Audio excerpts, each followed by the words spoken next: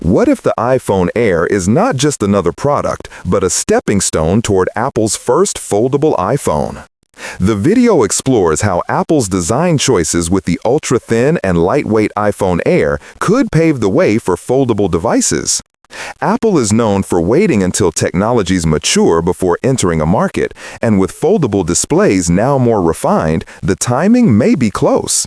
Lessons learned from the iPhone Air, such as compact component arrangement, plateau-style design, and the integration of powerful chips in slim bodies, could help Apple overcome challenges in creating a foldable iPhone that balances thinness, durability, and battery efficiency. While competitors like Samsung, Oppo, and Honor are already pushing foldable phones with advanced silicon carbon batteries and improved crease-resistant screens, Apple may wait until these technologies prove long-term reliability.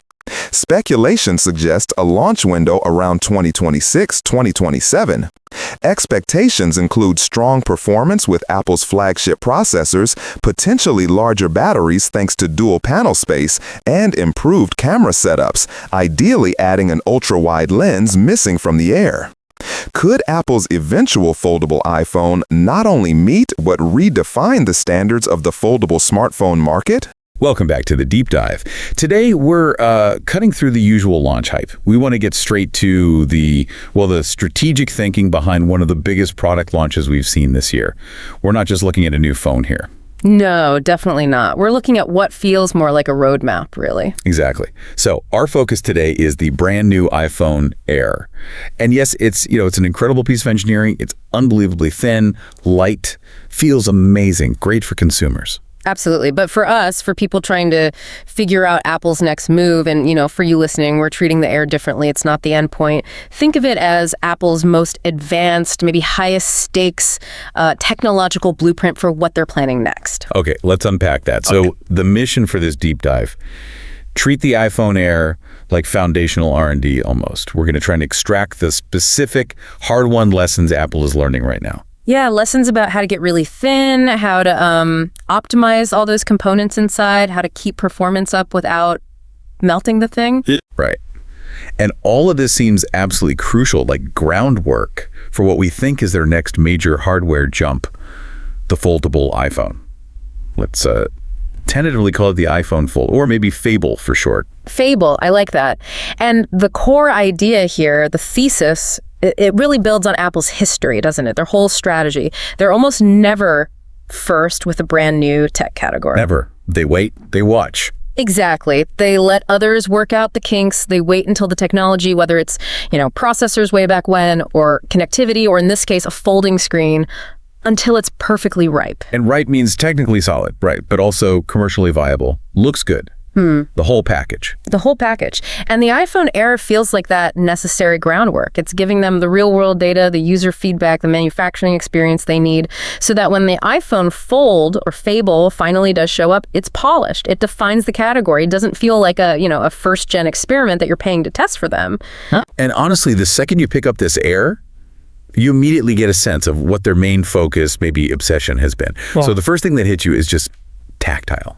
Sensory.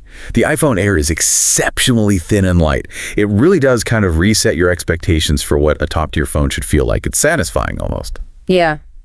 And possibly premium. It really is. But okay, if the goal is a foldable, why is hitting this level of thinness on a standard, slab phone like the Air?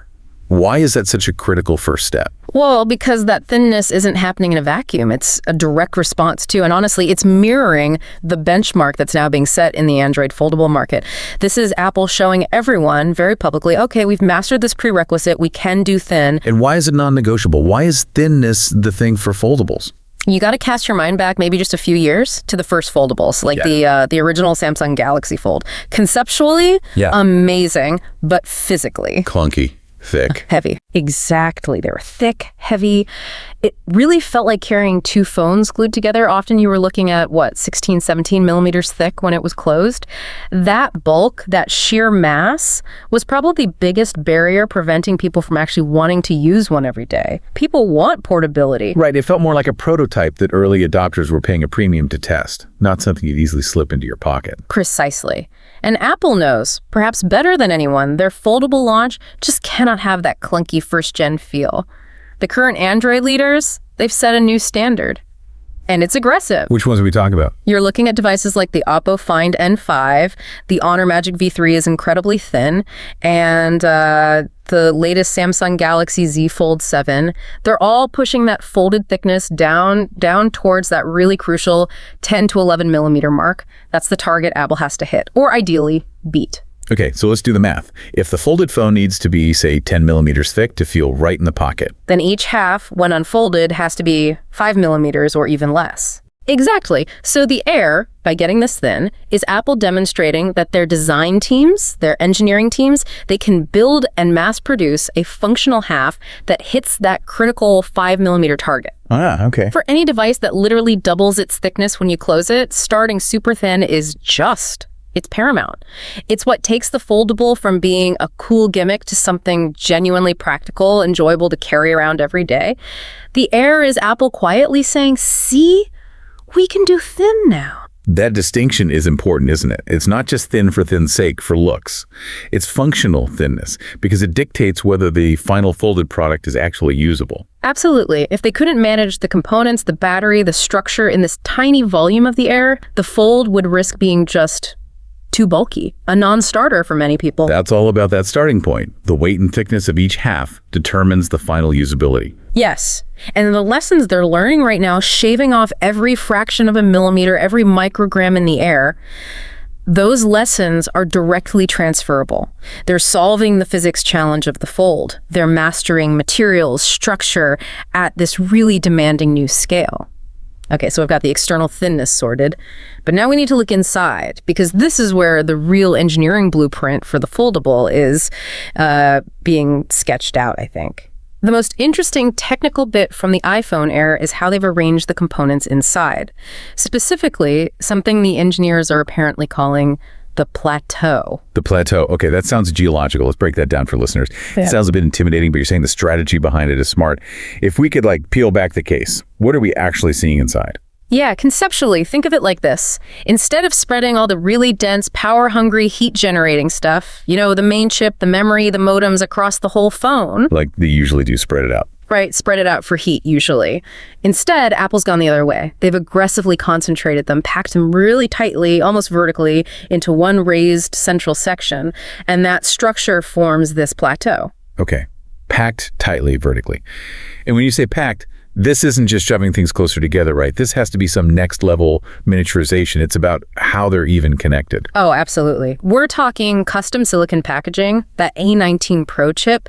It's likely using a really advanced system in package or SEEP approach. That means multiple chips, like the processor and maybe RAM, are stacked on top of each other and connected within a single tiny module. Wow. And that whole module is probably sitting on an ultra-compact motherboard, likely a multi-layer rigid flex PCB. That lets them use tiny flexible cables to connect things, bending around this plateau structure. It's all about vertical density instead of just spreading out horizontally. Okay, prioritizing vertical density in that one spot, the plateau. But hang on. If you jam all the high power stuff, the chip, the modem, power management into one tiny dense zone, doesn't that create a massive heat problem right there? Like a thermal nightmare. That's the million-dollar question, isn't it? Doesn't that force them to throttle the chip way more than if it was spread out? Seems like a huge trade-off. It is the critical challenge, and it gets right to the core problem the Air was likely designed to solve. Yes, absolutely, the plateau is a thermal hotspot. Managing that heat is incredibly difficult in such a thin device. But the trade-off they're making is spatial, and it's strategic. How so? By consolidating all that logic, all those components, into that one high-density plateau, they free up the maximum amount of remaining internal volume. Ah, okay, and that leftover space. Yeah. That's for the battery. That's almost entirely for the battery. This really aggressive internal space management lets the entire lower section of the phone, most of the thin chassis, be dedicated almost exclusively to storing power. And this experience, learning how to pack everything needed onto a single, super thin slab like the Air, that's the ultimate homework assignment for the iPhone Fold. Wait, hang on. You said the single flab, the Air, is the harder test. Why would the foldable be easier? Doesn't it have a complex hinge mechanism taking up precious space? Yeah, it seems counterintuitive, right? But this is where it gets interesting. A foldable phone is made of two distinct halves joined by that hinge. That two-piece design might actually make arranging the components easier in some ways than the incredibly constrained single slab of the Air. It gives them options. Because they have two separate spaces to play with. Exactly. They could, for instance, put the main plateau with the A series chip in the top half, maybe near the cameras, and then perhaps put a smaller logic board for other things in the bottom half. Or they could dedicate almost the entire bottom chassis to just battery, a massive consolidated battery pack. While keeping the main chip and logic up top. Right. The Air proves they can cram everything necessary into one half if they absolutely have to. So when they build the Fold, they essentially get two shots at managing the internal volume. It helps ensure the final folded product can keep that thin profile while still housing all the high-end guts and enough battery. They're learning perfect compartmentalization. Got it. So the Air is basically proving out the maximum complexity they can fit into what will become one side of the future foldable. That makes a lot of sense. Right. So building on that plateau idea, Yeah. the next big hurdle that Air needed to clear was performance. Because historically, making a device this thin usually meant one thing. Compromised performance. Big time. You couldn't get the heat out fast enough. Exactly. You put a powerful chip in, but the thin body forces you to throttle it back so much it feels sluggish. And nobody wants a super expensive foldable phone that, stutters when you try to multitask on that big internal screen or run a demanding game. Definitely not. Yet, the iPhone Air, even being so slim, apparently doesn't compromise that much on processing power. And that's the third critical lesson they're mastering here. Right. Thermal engineering when there's basically no space to work with. The iPhone Air, as you know, it's equipped with the Apple A19 Pro chip. Okay, hold on. That's the same powerhouse chip, pretty much. It's running the iPhone 17 Pro and Pro Max, right? Which are much thicker, much beefier phones with more room for cooling. How on earth do they pull that off without it just instantly getting too hot to hold? Well, the ability to run that chip effectively in the Air is, frankly, a triumph of passive cooling design and chip efficiency working together. Let's look at the chip itself first. The A19 Pro in the Air is almost identical to the flagship chip, but with one very specific strategic difference. Okay. The version in the Air has one fewer active core in its graphics processing unit, the GPU, compared to the chips in the 17 Pro and Pro Max. Oh, okay. Why cut a GPU core specifically, not a CPU core? It feels like a calculated trade-off, directly linked to how people use the phone and the thermal budget. The CPU cores handle general tasks, opening apps, responsiveness, the everyday speed. The GPU cores, they handle the really intense graphical stuff, high-end gaming, heavy video edits, maybe some pro apps. The stuff that generates the most heat, usually. Precisely. By dialing back the GPU, just slightly removing one core, Apple significantly cuts down on the peak thermal load, those moments of maximum heat generation during really demanding, sustained tasks. This helps keep the overall heat dissipation manageable within that incredibly thin Air chassis. The chip is still absolutely flagship level powerful for most things, but it's tailored for the thermal reality it lives in. So they prioritize keeping the everyday speed and fluidity feeling top-notch, while maybe accepting that the absolute maximum frame rate in a 30-minute gaming session might be slightly lower than the Pro models. That seems to be exactly the trade-off. Now, as for how they manage the heat, it does generate, because it still generates plenty. Traditional bulky heat pipes or fans are obviously out. Yeah, no room. Right. Sources suggest Apple's using a pretty sophisticated mix of material science and structural design here. We're likely talking about a very large but ultra-thin vapor chamber cooling system placed directly underneath that plateau structure. Okay, vapor chamber. How does that work, basically? It's designed to take the concentrated heat from that dense chip area, the plateau, and rapidly spread it out over a much wider surface. Think of it like a heat superhighway. Spreading the load. Exactly. Spreading it across the aluminum frame, the back glass. The entire metal structure of the phone essentially becomes one large, thin heat sink. And this is likely paired with advanced graphite thermal films, which are also great at conducting heat, layered throughout the chassis to help move that heat away efficiently. So the whole phone body helps cool the chip. Passively, yes. It allows for rapid dissipation without needing active fans, preventing the chip from hitting its thermal throttle limits quite so quickly during normal use. And successfully integrating that kind of system in the Air. That's the real proof of concept for the future foldable. Absolutely. The fact that Apple can fit a near flagship chip into the Air and keep it performing well proves their thermal and power management is sophisticated enough for the Fold. Which will need serious power, especially for that big internal display. Critical. We can pretty confidently guess the iPhone Fold will need to ship with a full power flagship chip, maybe the A20 Pro, whenever that comes out, to match the kind of high-end silicon we see in competitors like the Z Fold 7. The Air's performance basically demonstrates they can meet that high bar without making a phone that overheats instantly or has to be twice as thick. The Air is the thermal proving ground for the Fable. Okay, so we've established Apple is tackling the physical challenges. Extreme thinness, clever internal layout with the plateau, and managing performance thermals. But Apple's strategy, as we said, isn't just about what they can build right now, it's also about what they choose not to build yet. Yeah, that patience. Observing, waiting for tech to be truly ready. Right. It's about avoiding the bleeding edge pitfalls. And this applies across the board, but you mentioned battery technology is a perfect current example. It's often hidden, but so critical for how a device lasts. Utterly critical. And it's a great case study in their philosophy. Okay, let's get into the chemistry a bit. What's the cutting-edge battery tech competitors are using now, and why is Apple seemingly holding back? So the cutting edge you often see, especially in high-end flagship phones coming out of China right now, involves using a newer anode material called silicon carbon, or SC. Silicon carbon. Okay.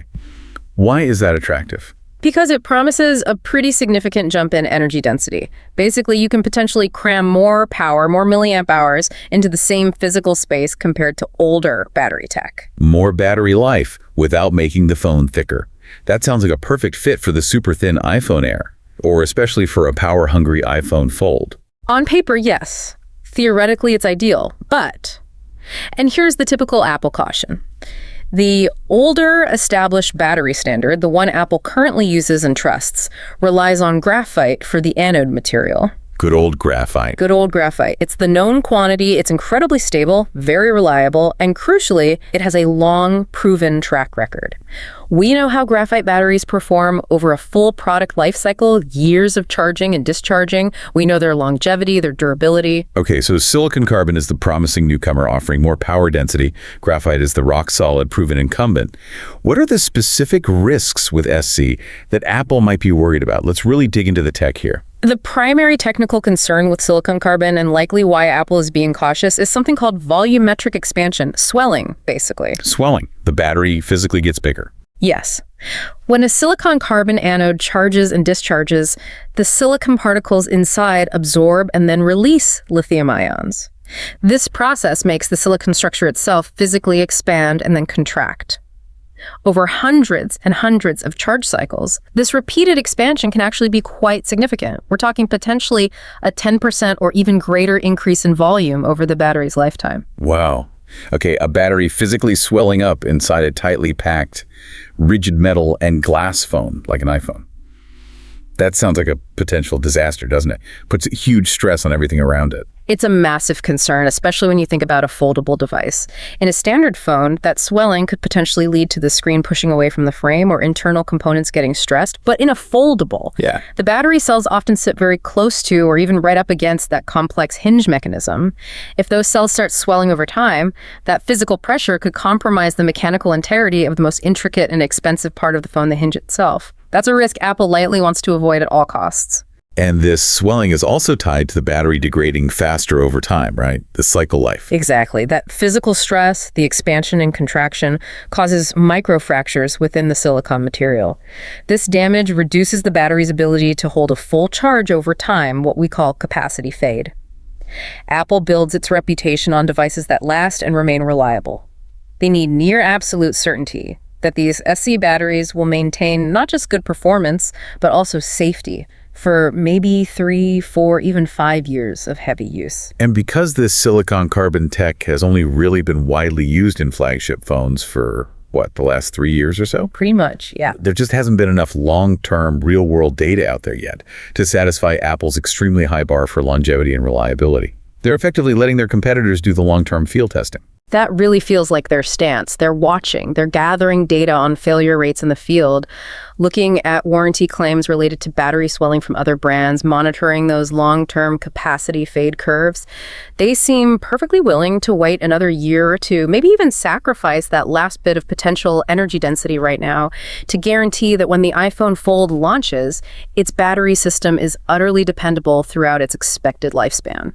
It really defines that wait until it's ripe philosophy, doesn't it? Ripe means not just powerful, but proven durable and safe over the long haul. Exactly. They're willing to maybe look slightly behind on a spec sheet comparison today to protect their brand reputation for quality years down the line. That methodical caution is, I think, a huge insight into how they operate. Okay, so we've covered the engineering lessons from the Air, the thinness, the plateau for components, managing performance heat, and we've touched on Apple's patience with key internal tech like batteries. Let's shift to the external barriers, things that have held the foldable concept back generally, and how those seem to be resolving. And the number one issue for years, the thing everyone pointed to, was that visual flaw on the folding screen itself. The crease. Oh yeah, the dreaded screen crease. It just made that big, beautiful internal display feel compromised, fragile almost. But the industry seems to have made huge strides there recently. Huge strides. It's arguably largely solved now, or at least minimized to a point where it's probably acceptable. Most major competitors have moved away from those early, simple U-shaped hinges. They're now using more advanced hinge designs, often called water drop hinges. Water drop hinge. Okay, how does that specific design help reduce the crease? What's the mechanics? So when you close the phone, instead of forcing the flexible display to fold into a really tight, sharp V shape, which stresses the screen material right at the hold line. Exactly. The water drop hinge allows the screen material to curve more gently, tucking into a sort of teardrop-shaped cavity within the hinge structure itself. This creates a much larger bend radius for the display panel. Less stress. Much less stress. And the result is, when you open the phone back up, the crease is significantly fainter, much shallower, and often barely noticeable when you're looking at the screen head-on. If you look at current devices, like that Oppo Find N5 or the latest Galaxy Z Fold 7, the crease is so minimal now. Our sources suggest it's probably reached a level that Apple's famously strict aesthetic and engineering teams would likely deem acceptable for a mass-market product. Okay, so the display tech seems ready. The core engineering framework for thinness and component layout is being proven by the Air. Internal stuff like batteries is being carefully monitored. What's the last major functional piece they need to nail for the Fold? Feels like it has to be the camera. The camera, yes, the camera conundrum. Because, as we noted, the current iPhone Air achieved its remarkable thinness, partly by simplifying the camera system, just a single main camera, no ultra-wide lens. Right. And for most iPhone users, especially pro users, the ultra-wide isn't some niche feature anymore. It's fundamental. It's part of the expected toolkit for a premium phone. Yeah. You need that versatility, especially on a device like a foldable that sort of encourages creative photography and videography with its different form factors. Apple absolutely cannot afford to compromise on camera quality or features for what would be their most expensive flagship iPhone. So the expectation is incredibly high, almost a certainty, really, that any future iPhone Fold must include a full top-tier camera setup.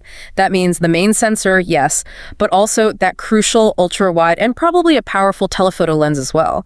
It needs to match or even potentially exceed the capabilities of the contemporary Pro Max iPhone line. And competitors are already doing that, right? The Z Fold 7 has a full setup. Exactly. They've set the bar. That's the baseline expectation now for a premium foldable. But okay, here's the tension again. If they're so committed to that ultra-thin profile, learned from the Air, how do they possibly fit truly great cameras? Right. Because physics hasn't changed. Better cameras need bigger sensors, more complex lenses. That means physical depth. And that is the unavoidable trade-off. And frankly, it's one that users seem to have already accepted. The camera bump. The camera bump.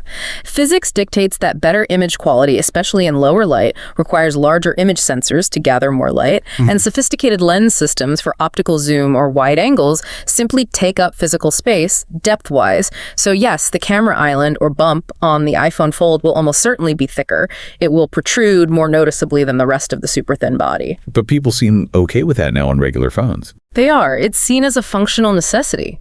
Consumers have largely accepted the camera bump on flagship slab phones over the last, 5-6 years? The consensus seems to be it's far preferable to have a great camera system that sticks out a bit than a mediocre one that sits perfectly flush. For the Fold, achieving that top-tier photo and video performance will likely outweigh the purely aesthetic desire for a completely flat back. Okay, so let's try and synthesize all this. Pull the threads together from the Air's lessons into a potential design prediction for the Fold. What does it look like? Well, given the extreme thinness they've achieved with the Air and that plateau strategy showing they can consolidate components effectively into one half, the most logical prediction, I think, is that the iPhone Fold will visually resemble something like two iPhone Airs hinged together. Maintaining that core thinness for each half. Right, but benefiting hugely from having two of those chassis to work with. Which primarily helps solve the battery issue that plagued earlier foldables. Precisely. That's probably the biggest advantage of the two-part design. They can take all that extra internal volume, essentially double the space compared to a single Air, and use it to dramatically increase the battery capacity, give users the kind of all-day, even multi-day power they'll expect from a device with a big tablet-like internal screen. They use the plateau strategy to pack the logic tightly, mostly in one half, and then distribute battery cells across both halves. You get thinness and great battery life. The best of both worlds, potentially. Okay, finally, timing. This is always the hardest part. Are we talking next year? Further out. The rumors are always all over the place. They really are. Currently, the most persistent, albeit conflicting, rumors seem to cluster around a potential launch sometime in 2026 or maybe 2027. That window feels plausible. But while the exact date is anyone's guess, what seems much more certain is that the foundational work, the internal R&D, solving the thermal challenges, confirming key external tech like the hinge and screen are finally ready. That process feels like it's nearing completion now. And a lot of that confidence comes directly from the lessons being learned from the iPhone Air right now. #tag outro. All right, let's wrap up this deep dive. It seems clear the iPhone Air is way more than just Apple's latest thin phone. It really is functioning as their critical learning platform, their test bed. Yeah, it's delivered that crucial, non-negotiable expertise in getting incredibly thin. It's proven out that sophisticated component arrangement, the whole plateau concept, and it shows they can integrate near flagship chip performance into that tiny shell without it melting. Right. These are major technical milestones. It shows Apple is methodically ticking off the engineering boxes needed for a foldable. And just as importantly, the external factors seem to be aligning too. That crucial enabling tech, the screen crease visibility, seems to have matured to a point Apple would accept. And internally, they're showing that characteristic patience, watching things like silicon carbon batteries prove themselves over the long term before they jump in. They're definitely not rushing this. But it feels like every element of the foundation is being meticulously prepared so that when they do finally enter the market, it's flawless or as close as they can get. Which brings us to the final thought, maybe a question for you, the listener, chew on. We know Apple's aiming for reliable, thin, powerful, but when they do finally launch the iPhone Fold, using all these lessons learned from the Air, the bar set by Android competitors will be even higher by then. Yeah, those companies will have had maybe a 5-6 year head start in the market by then. Exactly. So the question is, how radically will Apple need to innovate beyond just making a better or thinner version of what already exists? What will they need to do to truly reset the foldable category, to really challenge that established Android dominance, maybe turn foldables from a niche into a true mainstream product? Will their typical, polished, perfected version be enough this time? Or do they need something truly game-changing up their sleeve to justify that long wait? It's not really about if they can do it anymore, is it? It's about what Apple's definition of a perfected foldable actually looks like and what kind of innovation beyond the expected they bring to the table. That's definitely the question they're working hard to answer right now. Food for thought indeed. Definitely. Thanks for diving deep with us today. We'll catch you on the next one. If you enjoy this video, please like, share, subscribe and hit the bell to the later update from my channel. Thank you for watching till the end and see you in the next video.